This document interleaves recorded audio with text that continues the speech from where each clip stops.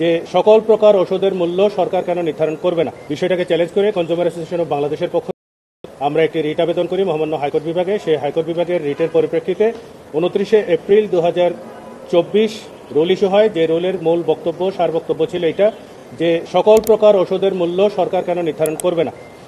এই মামলাতে কিছু অন্তর্বর্তীকালীন নির্দেশনাও ছিল। সেই নির্দেশনাগুলোর বিরুদ্ধে ঔষধ কোম্পানিগুলোর পক্ষ থেকে উচ্চ আপিল বিভাগে আপিল দায়ের করা হয় এবং সেই আপিলের পরিপ্রেক্ষিতে হাইকোর্ট বিভাগের একটি বেঞ্চকে মহামান্য আপিল বিভাগ নির্দেশনা দেন যে 3 সপ্তাহের ভিতরে যাতে মামলাটি শুনানি করে নিষ্পত্তি করেন।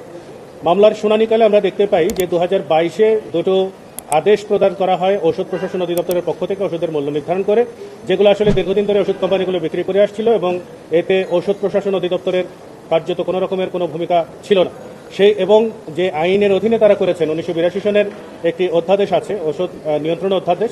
সেই অধ্যাদেশে বলা ছিল যে গেজেটের মধ্যে তালিকা প্রকাশ করে সেই তালিকা অনুযায়ী মূল্য নির্ধারণ করতে হবে। সেটা না করার কারণে আমরা ওই দুটো আদেশকেও অবৈধ ঘোষণা চাই।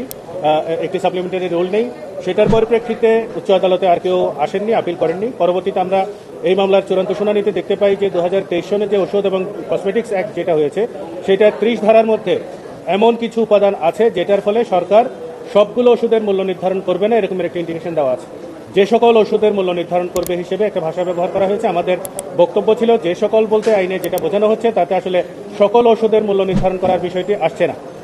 এই কারণে আমরা পরবর্তীতে মহামান্য হাইকোর্ট বিভাগে বলেছি যে পার্টিকুলার ওই ধারা 30-এর থেকে যে সকল এবং একটি তালিকা প্রকাশ করার কথা যেটা বলা হচ্ছে ওই দুটো অংশকে বাতিল করে এই ধারাটাকে কেন, ওই অংশটুকুকে কেন বৈধ ঘোষণা করা হবে না এবং সরকারকে কেন অ্যাবসলিউট অথরিটি দেওয়া হবে না ওষুধের মূল্য নির্ধারণ করার জন্য, সেই মর্মে একটি সাপ্লিমেন্টারি রুল নেই। সেই রুলটি ইস্যু করা হয় 13 মার্চ 2025।